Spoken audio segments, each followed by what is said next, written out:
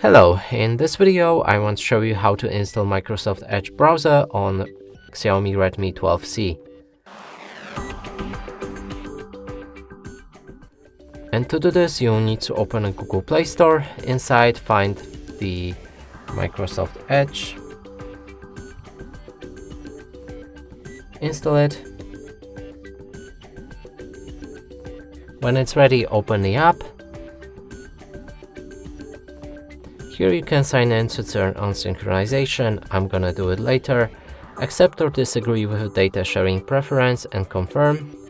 Lastly, set Microsoft Edge as the default browser. And from here you can start browsing.